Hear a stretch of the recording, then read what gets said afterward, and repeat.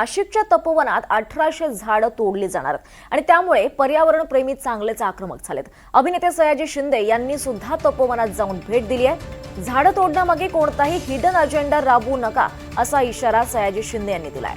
प्रत्येक झाड सेलिब्रिटी आहे असं सुद्धा सयाजी शिंदे यांनी म्हटलंय।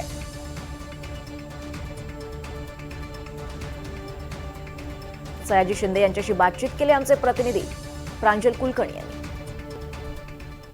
नाशिकच्या तपोवनातील वृक्षतोडीला पर्यावरणप्रेमी हे विरोध करतायत आणि आज पर्यावरणप्रेमी अभिनेते म्हणून ओळखले जाणारे सयाजी शिंदे यांनी देखील इथे भेटी घेतलेली आहेत। प्रशासनाला देखील त्यांनी इशारा दिला आहे की एकही झाड तोडू देणार नाही म्हणून। सर, काय नक्की भूमिका आहे आपली? नाही, झाड कुठल्याच जगातलं तुटता कामा नये आणि हिडन अजेंडा राबवू नका।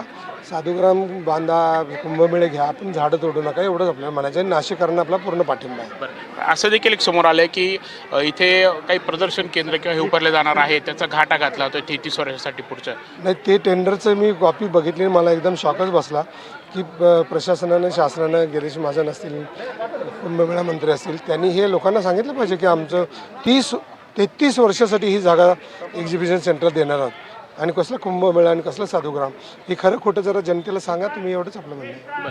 पण त्या जागी इथले झाडं तोडले की दुसरीकडे आम्ही झाडं लावू असं देखील त्यांनी पर्याय दिला। नाही, हे फालतूपणा आहे। तो मी मागे सांगितलं, त्याच्याबद्दल परत बोलण्याचा अर्थ नाही की तोडा कशाला, तुमची पोरं मारतून तुम्हाला नवीन जन्माला घालून देतो असं आहे का ते? राज ठाकरे हे मला एक चांगला माणूस आहे आणि चांगला नेता आहे, चांगला विचारवंत आहे। मला नेहमी त्यांचे विचार आवडतात आणि आता ते योग्य वेळी योग्य भूमिका घेतात ते, त्यामुळे त्यांची ही भूमिका आहे। मला खूप स्वागत आहे त्याचं की त्यांनी ह्या नाशिककरांना सपोर्ट केला त्याचं। तर आता तुम्ही हा आव्हान तर केला की इशारा दिला झाडं तोडू नका, पुढची भूमिका काय राहणार जर प्रशासन यावरती ठाम राहिलं तर? काय, नाशिककर आत्ता जे जागे आहेत त्या 10 पटीनं वाढतील आणि त्यांना सपोर्ट करायला आपण येऊ। आपण काही इथं कायम राहत नाही ना, इथं रात्री बेरात्री काय घडतं, कोणी काय फसवलं जाईल, काय केलं जाईल, नाशिककरांनी जागं राहावं आणि इथं एकही झाड तोडता कामा नये याची काळजी घ्यावी। आमचा सपोर्ट आहे त्यांना। एकंदरीत आपण बघत आहोत की इथलं एकही झाड तोडू देणार नाही अशी भूमिका त्यांनी मांडली। कॅमेरा विकी पारसो, प्रांजल कुलकर्णी, NDTV मराठी, नाशिक। तर नाशिकच्या तपोवनातील 1825 वृक्ष तोडण्याचं महापालिकेकडून प्रस्तावित आहे आणि त्याला पर्यावरण प्रेमींकडून कडाडून विरोध करण्यात येतोय। मात्र या तपोवनातील जागेवर साधूंसाठी नाही तर चक्क प्रायव्हेट पार्टनरशिप तत्वावर प्रदर्शन केंद्र, बँक्वेट हॉल आणि रेस्टॉरंट उभारण्याचा घाट घातला जातोय।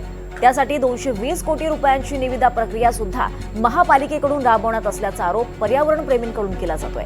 33 वर्षांसाठी इथली जागा खासगी विकासकाला देण्यात जाणार असल्याची सुद्धा चर्चा आहे। दरम्यान तपोवनातील वृक्षतोडीवर राज ठाकरेंनी ट्विट केलंय। साधूंच्या नावाखाली सरकारनं संधी साधूपणा करू नये असं राज ठाकरेंनी म्हटलंय। नाशिककरांना माझं आवाहन आहे, तुम्ही ठाम राहा, तुमच्या पाठीशी मनसे उभी राहील असं म्हणत राज ठाकरेंनी पर्यावरण प्रेमींना पाठिंबा दिलाय। दरम्यान अरविंद सावंत यांनी यावर काय म्हटलंय आपण पाहूयात।